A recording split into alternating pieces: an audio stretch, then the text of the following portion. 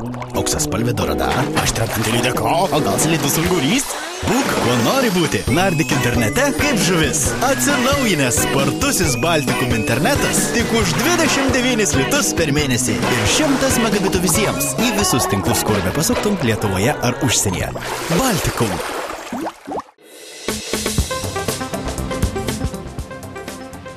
Pirmadienio gruodžio 15 dienos Jurbarko žiniose matysite. Jurbarko Imsrės pakrančių ir dvaro parke esančios šiaurinės oficinos sutvarkymo projektus Ūkio ministerija įtraukė į geriausių ES lėšomis finansuotų projektų trejetuką Tauragės regione. Valstybinė mokesčių inspekcija kalėdų senelius ragina nepamiršti įsigyti verslo liudijimų. Po 6-ojo Jurbarko krepšinio lygos rato nebeliko nė vienos komandos nepatyrusios pralaimėjimo kartėlio. Avinėlis pasipurtė, pribirėjo dovanų. Imk ir neškis visą kraitę. Švęsk su Baltikum kartu. Juk dabar skaitmeninė TV ir spartusis internetas tik už 49 litus visą sutarties terminą. Baltikum, visa kraitė dovanų. Baigiantis 2007-2013 metų ES struktūrinės paramos finansavimo laikotarpiui, Ūkio ministerija inicijavo geriausių ES lėšomis pasinaudojusių projektų vykdytojų rinkimus kiekviename Lietuvos regione. Tauragės regione Ūkio ministerijos administruojamosios srityse apdovanojimams buvo nominuoti 9 projektai, po 3 verslo, turizmo ir energetikos kategorijose. Iš jų pačius geriausius balsavimo metu išrinko patys Tauragės regiono gyventojai.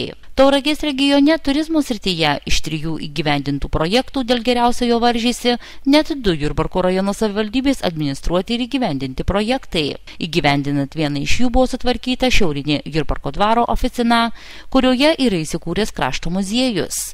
Bendra projekto Jurbarko dvaro parko šiaurinės oficinos pritaikymas viešai turizmo infrastruktūrai vertė 2 040 000 litų. Iš jų ES lėšos sudaro 2 030 000 litų. Šie pinigai buvo panaudoti atvykstamojo ir vietinio turizmo skatinimui.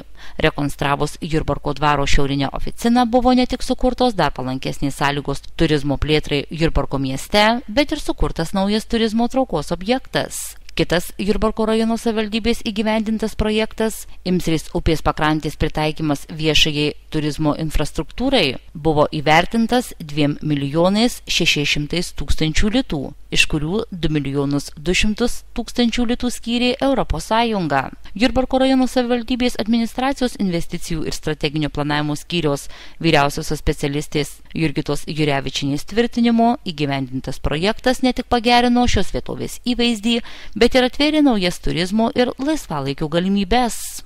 Ilgą laiką ši upės pakrantė buvo primiršta ir tokia gan apleista ir projekto būtent metu ji buvo sutvarkyta, iškirsta daug krūmų, medžių ir atsivėrė tikrai labai gražus vaizdas, kraštovaizdis, vaizdingos miesto vietos, tokios kaip Bišpilio piliakalnis, bažnyčia, dvaro prieigos.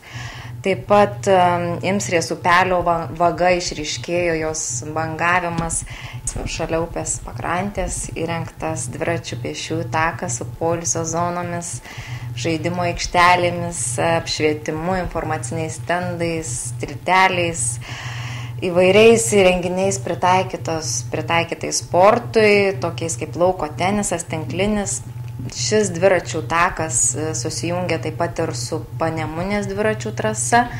Čia yra labai saugu vaikščioti su mažais vaikais, važinėtis dviračiu, leisti laisvalaikį, pasivaikščioti ir šis projektas tikrai yra labai svarbus Jurbarko kraštui, bendruomeniai, ne tik miesto, bet ir rajono, labai ypatingai svarbus turizmo prasme ir sukurtas naujas turizmo infrastruktūros objektas. Valstybinė mokesčių inspekcija informuoja, kad užsiimti Kalėdų senelio veiklą gyventojai gali 2 būdais – įsigiję verslo liudijimą arba įregistravę individualią veiklą. Kalėdų senelių veikla yra sezoninė, trunka labai trumpai, todėl seneliams būtų paprasčiau įsigyti verslo liudijimą.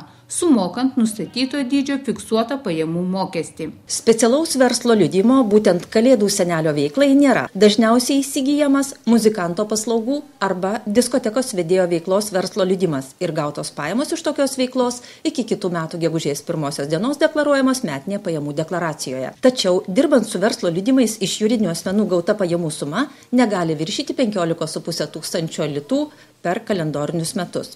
Atkreipiame dėmesį ir į tai, kad su verslo liudijimu dirbantis Kalėdų seneliai negali šių paslaugų teikti tą pačią veiklą besiverčiančioms įmonėms ar įstaigoms. Jeigu Kalėdų senelio veiklą ketinantys vykdyti gyventojai įregistruoja atlikėjo individualią veiklą pagal pažymą, šios veiklos pajamos apmokestinamos taikant 5% gyventojų pajamų mokesčio tarifą. Įmonė, įstaiga ar organizacija išmokanti atlikėjų už paslaugą išskaičiuoja ir sumoka pajamų mokestį į biudžetą. Mokestiniam laikotarpiui pasibaigus gyventojas turi apskaičiuoti apmokestinamasias pajamas, atėmus patirtas išlaidas ir iki kitų metų gegužės 1 dienos deklaruoti per mokestinį laikotarpį išskaičiuotą pajamų mokesčio sumą bei į biudžetą sumokėti arba iš biudžeto susigrąžinti pajamų mokestį. Be to, asmenys vykdantys individualią veiklą su verslo liudijimu arba turėdami pažymą turi mokėti privalomos sveikatos draudimo įmokas. Gyventojams vykdantiems veiklą įsigijus verslo liudijimą ir patenkantiems į apdraustųjų valstybės lėšomis sąrašą, tai yra pensijinio amžiaus, riboto darbingumo asmenims, taip pat dirbantiems pagal darbo sutartį asmenims, privalomos sveikatos draudimo įmokos skaičiuojamos tik už tas kalendorinio mėnesio dienas, kurios nurodytos įsigytame verslo liudijime. Įsigijus verslo liudijimo privalomos sveikatos draudimo įmokos mokamos valstybiniai mokesčių inspekcijai, o vykdant individualią veiklą pagal pažymą, įmokos mokamos sodrai. Gyventojai sodrai moka ir valstybinio socialinio draudimo įmokas. Tačiau, jeigu Kalėdų senelis teikia vienkartinę paslaugą įmoniai ir nepageidauja registruoti individualios veiklos, įmonė su tokiu asmeniu privalo sudaryti atlikėjo veiklos sutartį. Tokiu atveju už atlikėjo veiklą išmokamos sumos apmokestinamos 15% pajamų mokesčio tarifu, o mokestį skaičiuoja paslaugą įsigyjanti įmonė. Valstybinė mokesčių inspekcija primena, kad išsami informacija, kaip įteisinti pageidaujamą veiklą, teikiama mokesčių informacijos centro telefonu 1882. Be to, mokesčių mokėtojai reikiamą informaciją gali rasti Valstybinės mokesčių inspekcijos internetinėje svetainėje. Po vakar Jurbarko gimnazijos sporto komplekse sužaisto 6-ojo Jurbarko krepšinio lygos rato nebeliko nei vienos komandos nepatyrusios pralaimėjimų. Pačiose paskutinėse varžybose po atkaklios ir labai įdomios kovos 3 taškų skirtumų Eurai nugalėjus jurbarkiškis.lt komandą pasikeitė ir turnyrinė šio sezono lentelėje. Bet apie viską iš pradžių. Pirmosios vakar į aikštę išbėgo Polerio ir Smalininkų komandos. Pirmosius du kėlinius pranašesni buvo Polerio vyrai. Antroje varžybų dalyje tarsi stabtelėjo ir iniciatyvą atidavė savo priešininkams smalininkiečiams. Šie tokią dovanėlę netruko pasinaudoti ir laimėjo susitikimą rezultatu 76-73. Naudingiausiu Smalininkų komandoje buvo Nidijus Janavičius pelnęs net 29 taškus, o Polerio komandoje Augustinas Navickas į priešininkų krepšį įmetęs 26. Antros vakar į aikštę išbėgo Jungtinių pajėgų ir Vilko komandos. Ir nors šis susitikimas žadėjo įdomias varžybas, prasidėjus trečiajam kėliniui visas įdomumas išblėso. Antroje rungtynių dalyje Vilkų komanda tiesioginė to žodžio prasme žaidė vienus vartus, nepalikdama Jungtinių pajėgų komandai ne tik vilties laimėti ar pasivyti savo varžovus, bet ir išvengti gėdingo sutriuškinimo. Vien ketvirtajame kėlinyje Vilkai į jų krepšį sumetė 33 taškus, tuo tarpu savaitę praleidė vos 14. Galutinis šio susitikimo rezultatas 86-47 Vilkų naudai, kurių gretose puikiai žaidė Julius Demenis pelnęs 23, o jungtinėse pajėgose daugiausiai taškų įmetė Žydrūnas Statkus. Kuri komanda laimės trečiasias vakardienos rungtynės, klausimų nekilo niekam. Į raudonis komandos gretas po pertraukėlės grįžęs Valdas Undraitis savo įmestais 35 taškais palaido bet kokią viltį girdžiams laimėti šį susitikimą. Galutinis rezultatas 91-52. Raudonis komandai leido įsitvirtinti ketvirtojoje turnyrinės lentelės pozicijoje, girdžius nustumiant į 9 vietą. Kaip jau minėjome, raudonis gretose pagal naudingumą nepavėjamas buvo Valdas Undraitis, o girdžių komandą pirmin tempė Donatas Kučinskas ir Edinas Šlyteris. Ketvirtos Antrosiose varžybose tarpusavio santykius aiškinosi abi ZTS Viesulo komandos. Pirmoji siekė pakilti bent vienu laipteliu aukštyn, o antroji taip išsvajotos pirmosios pergalės. Deja, jai to padaryti nepavyko, nes rezultatu 62-43 teko pripažinti savo priešininkų pranašumą. Pirmojoje ZTS Viesulo komandoje puikiai žaidė Ignas Bosas, o antrojoje Ričardas Prūsaitis. Kaip jau minėjome reportažo pradžioje, daugiausiai aistrų ir emocijų sukėlė paskutinis vakar dienos susitikimas tarp Euros ir Jurbarkiškis LT komandų. Pastaroji iki vakar dienos susitikimo žengė be pralaimėjimų ir į aikštę išbėgo puikiai pasirengusi tos dienos varžybomis. Ta rodė ir pirmoji jų dalis. Pačiomis pirmomis minutėmis Jurbarkiškis ir šaudė taikliau ir gynėsi geriau, nes pirmasis kėlinys buvo laimėtas rezultatu 21-16. Antrasis kėlinys Eurai buvo ženkliai geresnis ir ji pralaimėjo jau tik 1 tašku, tačiau iš paskos dar vilkosi kelių taškų skirtumas likęs nuo pirmojo kėlinio. Po ilgosios pertraukos į aikštę išbėgusi Eura visais įmanomais būdais stengėsi išlyginti rezultatą ir jiems tai pavyko padaryti trečiojo kėlinio viduryje. Tačiau padarė keletą klaidų, jie vis vėl ir vėl leisdavo savo varžovams pabėgti į priekį. Žaisti paskutiniųjų lemiamų 10 minučių Jurbarkiškio komanda išėjo pirmaudama 3 taškais, kuriuos keliais tolimais metimais sėkmingai padidino. Euros pergalę lėmė gerai sužaistos paskutiniais 2 varžybų minutės, kai jai ir vėl pavyko išlyginti skirtumą, Jurbarkiškio LT komanda pradėjo klysti. 2 pražangos prieš Eurą leido šiems metant baudas pelnyti 3 taškus, išvedusius juos į priekį. O ištiksėjus visam varžybams skirtam laikui, Eura šventė pergalę rezultatu 74-71. Euroje taikliausiai buvo Klaidas Finkšnaitis, o Jurbarkiškis LT komandoje Tadas Rapolavičius. 7. Jurbarko krepšinio lygos ratas vyks jau kitais metais, sausio 4 dieną.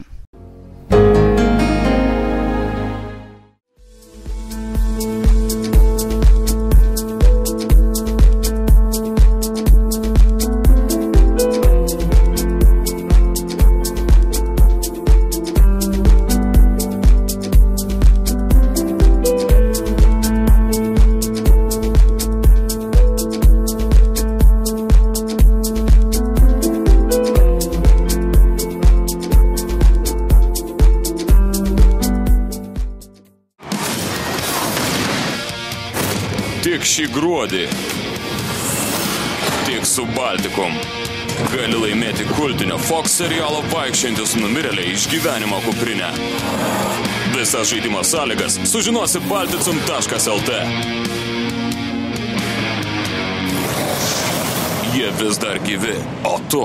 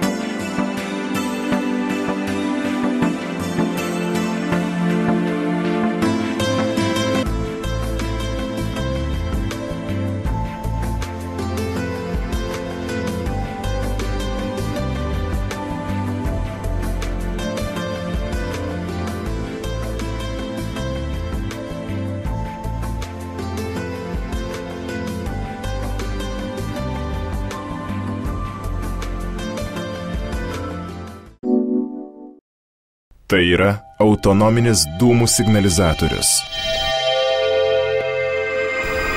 Jis veikia tik įdėjus maitinimo elementus. Prietaisas, aptikęs dūmus, skleidžia įspėjamąjį garso signalą apie gaisrą.